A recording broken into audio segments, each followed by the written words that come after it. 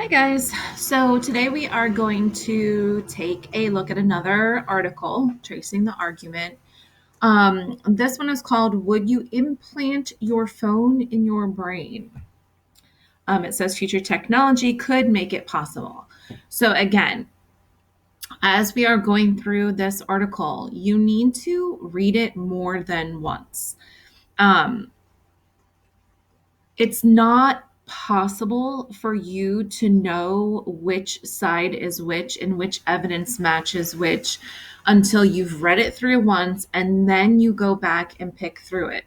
Even I read through it twice. I don't just start randomly highlighting things, guessing whether or not, oh, this might be a claim or this might not be a claim. Like you can't do it like that. You do have to read these articles more than once. They're not super long articles, so that's why I'm picking them. But it does you have to read it the first time through to understand it, to understand the topic and understand what the author's talking about. And then you need to go through and read it the second time to look for those different claims and different reasons. I have already read through this once. I've already went through and highlighted this one, so I know what I'm doing. So you're not going to see me in this video reading through it twice, but I'm letting you know that when you do this by yourself, and you will need to eventually do this by yourself, that is how you need to do it. I'm not just saying that to give you more work. I'm saying that because if you want to do it the right way, that is the way to do it. Okay. So this article comes from Scope Magazine, which is where we've been getting most of the ones that we're reading. So it says, it's the year 2090 and you just woke up. You tap your left temple to stop the alarm buzzing in your head. You roll out of bed and think, what's the weather? Instantly, the forecast appears in front of your eyes. Then a notification pops up in the corner of your vision. You blink to open it. It's a text from your mom. Breakfast is ready. Kay, you text back using only your thoughts. At breakfast, you wonder what your bestie is up to. Suddenly, her social media feed floats before you. You blink twice to like a video of her robot dog Gigabyte. How are you doing all this? Like everyone in the future, you've had your smartphone in the form of a tiny computer chip implanted in your brain. So again, just like the article that we read about the athletes being paid, our author again is starting off with this sort of like scenario to hook the reader in. None of this is real, first of all. And none of it is meant to be part of the claim or part of the examples. This is just the way that the author is hooking us. She's starting with sort of like a scenario or a fake little story to help us understand what she's talking about. So then we come to our subtitle here, and that's where our information is going to start. So it says, transforming our lives. Today, the idea of putting a phone in a human brain exists only in the realm of science fiction. But one day, experts say this technology could be a reality. In fact, several companies have already developed a way to send text messages using only thoughts. As a side note, I'm sure you've probably seen this type of technology in a movie about like the future or whatever. If anyone is reading the Legend series, by the time you get to the fourth book, this is what this reminded me of, because this is the technology that they have. This is the way that they communicate with each other. They just sort of use their mind to send messages or maps or information to each other, and it sort of like just pops up in their field of vision. There's also a book called Feed that is all about this. You have this like microchip like implanted in your brain, and they just made that into a series too. I can't remember where I saw it. I think it was either Amazon Prime or maybe Netflix. I don't know, but that's a whole series just totally about this topic here.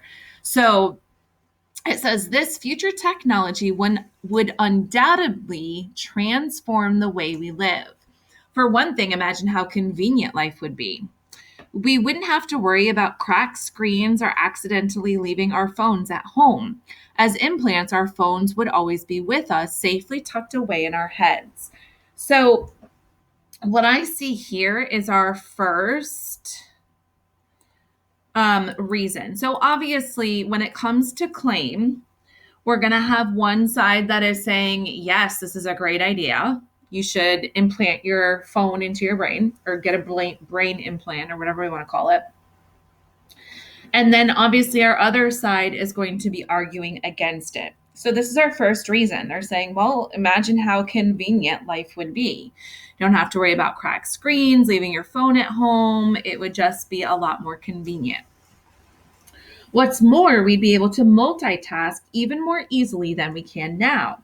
Think of all the things you can do when you pick up your phone. Talk to dozens of friends at once, go shopping, make videos. With your phone in your brain, it would be possible to do all these things at any moment without even looking at a screen. All you would have to do is use your thoughts.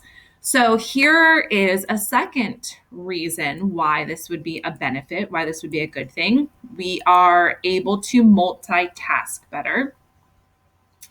As incredible as this may sound, there could be a dark side. So there's our flip side. We could call it a counterclaim, but it's not really like, one side is right, one side is wrong, because remember, this author is presenting both sides. But this says there could be a dark side. Studies show that excessive time on our devices can make us feel anxious, lonely, and fatigued. Yet it's hard to put our devices down. They constantly buzz and ring, begging for our attention. If phones were in our brains, it could be nearly impossible to turn them off. One day, experts say this technology could be a reality. Then it says brain hackers. Then there is the issue of privacy. So here's another argument against, another reason against. If you had a chip in your brain, would advertisers be able to access it? Would they use your thoughts, memories, and dreams to try and sell you things? Would you get ads for soccer balls after dreaming about scoring a winning goal? This would be a terrible invasion of privacy. Some experts even warn of brain jacking, a sinister scenario in which a criminal hacks into your implant and gets control of it. What if these hackers deleted memories or inserted fake ones, controlled your movement?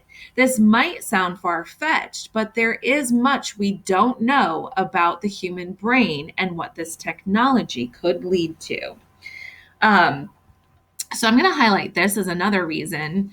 Even though it's one of these things where it's like brain jacking isn't really a thing that we know about, it is a concern because, just like someone can hack into a computer or hack into a phone, I guess it makes sense that they could hack into your little brain implant as well. So then it says infinite knowledge. Another big question is how implants would impact the way we learn. Think about it. Implants could make it possible to program our brains with knowledge and skills. What if, for example, instead of spending years learning a new language, you could simply download it directly into your brain implant? Achieving this would be inserting knowledge directly into our brain, says Matt Johnson, a professor at Holt International Business School. You'd have infinite knowledge. So I'm going to highlight this as a positive because it's saying like it would be a benefit because it would be easier for us to learn new things and learn new skills. But is infinite knowledge a good thing? Part of the human experience is putting in the time and effort it takes to learn, which builds discipline and character. Think about how satisfying it is to solve an algebra equation or figure out a tricky science concept. With infinite knowledge, would such aha moments still happen? Would our curiosity vanish? So here is another kind of against. And it's arguing that, part of learning is what builds discipline and it builds character. And if we're just sort of downloading knowledge into our brain without actually working for it, that it could end up being something that is not good. We wouldn't have those like what they call aha moments when you learn something, that you've been working really hard at? Or would curiosity vanish? Would we get tired of just kind of being curious and thinking of things on our own if we can just automatically download everything to our brain? Would we turn into little more than walking, talking computers? Then again, maybe this future technology wouldn't be much of a change. We already use our phones to store our memories in the form of photos, to gain knowledge by the way of Google searches, and to communicate via text. So, what do you think? Would you implant your phone in your brain? Um, I'm going to highlight this last part here as another positive because it's basically saying it's not that much different than what we're doing already. We're already sort of attached to our phones and we already use our phones for so much. So this last argument here is that, it's really not that much of a difference. So if we scroll down here, you'll notice that I changed the format of the chart a little bit on this just to make it easier. So you don't have to do so much like kind of scrolling back and forth. So I've got claim 1 on this side, I've got claim 2 on this side, and then I put the reasons and the evidence side by side just to kind of make it easier for us. So claim 1, so our first side is going to be for everything that we highlighted in yellow is for putting this brain implant in. So we could say there are benefits to having your phone implanted in your brain. So that's the positive side. And then we have this other side against it. There are many negatives to having your phone implanted in your brain. Okay, so we have claim 1 and claim 2. Now, we are going to do, I guess we'll probably just do all of it today because this is a pretty short article. So we've got reason 1 and I'm looking for evidence 1. So let me scroll up and see what is the first thing that I highlighted in yellow. The first thing is imagine how convenient life would be. So my first reason is it would make life more convenient. Now I need to find evidence or examples or explanation. It says we wouldn't have to worry about cracked screens or accidentally leaving our phones at home. As implants, our phones would always be with us, safely tucked away in our heads. So I'm going to use this because this is a good example of why or how it would make life more convenient. I'm going to paste that here so we wouldn't have to worry about cracked screens or accidentally leaving our phones at home. This evidence supports this reason that it would make life more convenient. I'm going to go up and search for my second one. This one says we'd be able to multitask even more easily than we do now. Actually, just going to highlight that. Copy it, sorry. I'm going to come down here and paste it. So reason 2, notice I am making sure I have capital letters and punctuation. Reason 2, we'd be able to multitask even more easily than we can now. And then the evidence that supports that. Think of all the things you can do with your phone in your brain. It'd be possible to do. I'm going to use this piece of evidence here. With your phone in your brain, it would be possible to do all these things at any moment without even looking at the screen. So multitasking, meaning we can do a bunch of things at one time. And then this piece of evidence is sort of proving and backing up that reason. And then the third positive, implants could make it possible to program our brains with knowledge and skills. So we could program our brains with knowledge and skills. And then the evidence for that, I'm going to use this piece of evidence from this professor because he's quoted as explaining how it can help us and how it would give us infinite knowledge. So I am just going to copy paste that as a piece of evidence there. So I've got my 3 reasons. I've got my 3 pieces of evidence. Notice that this evidence matches up with this reason. I'm not just copy pasting random pieces of evidence. The evidence has to match the reason. Otherwise, you're going to get it wrong. Okay. So flipping over to the opposite side, we've got claim 2. Our first reason was there could be a dark side to brain implants.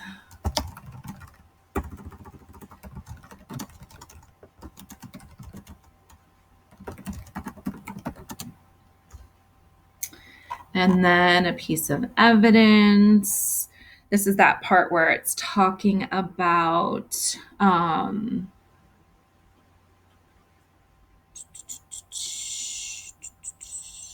advertisers. I'm going to use this piece here, actually, where it's talking about studies show that excessive time on our devices can make us feel anxious, lonely, and fatigued. I like that piece because that supports, those are all negative things. So it definitely supports that there could be a dark side to these brain implants. Reason number 2 on this side, there is the issue of privacy.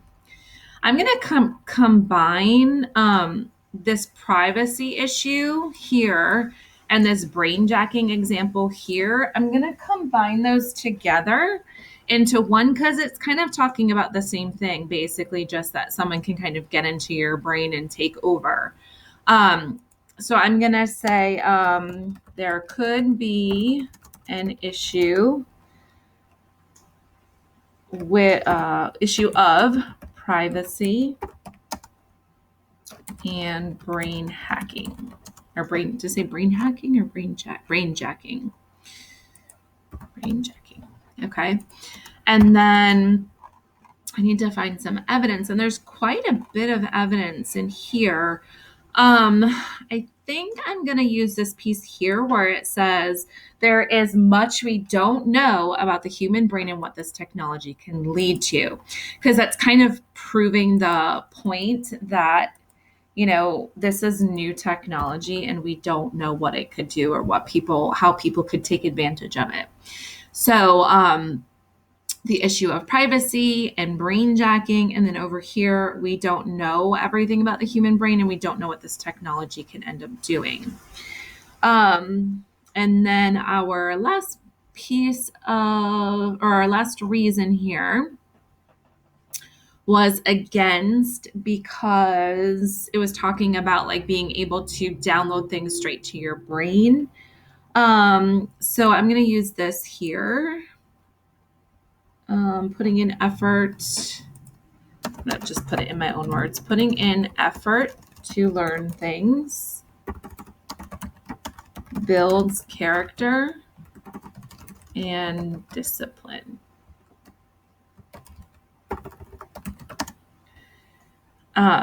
So this side was talking about like, yeah, just, you know, instantly download things to your brain. But this side is talking about, well, when you put in effort and you have to work for something, it builds character and it builds discipline. And then over here, the explanation part here was talking about that if we have infinite knowledge, that, you know, we wouldn't have those aha moments where you finally learn something. And there's the issue of whether or not curiosity will just vanish altogether. So I'm just going to put that in my own words. With infinite knowledge, aha moments in learning and curiosity may no longer exist. Okay, so we've got claim 1, claim 2. We've got 3 reasons and 3 pieces of matching evidence on each side.